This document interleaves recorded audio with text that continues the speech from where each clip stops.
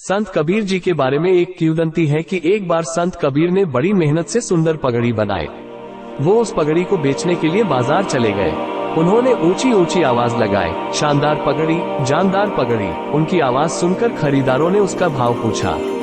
कबीर जी ने खरीदार को उसका मूल्य 2 टके बताया। अच्छी तरह से पगड़ी का निरीक्षण करने के पश्चात वो बोला कि 1 टके में बेचोगे। कबीर जी ने इनकार कर दिया।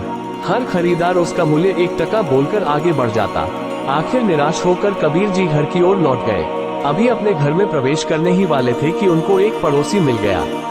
कबीर जी को परेशान देखकर उसने कारण पूछा।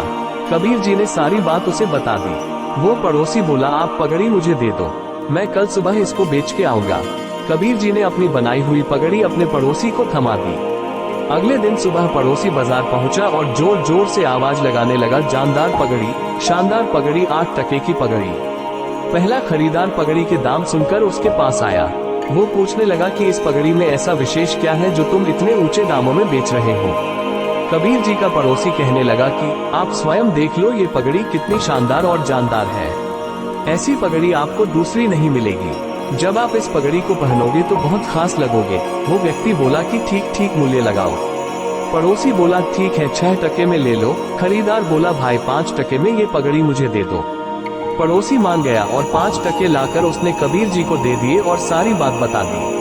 तब कबीर जी के बोले कि सत्य गया पाताल में, झूठ रहा जग छाए। 2 टके की पगड़ी 5 टके में जाए। इस संसार में ऐसा बहुत बार होता है जब सत्य उचित कीमत पर नहीं बिकता और झूठ अक्सर ऊंची कीमत पर बिक जाता है।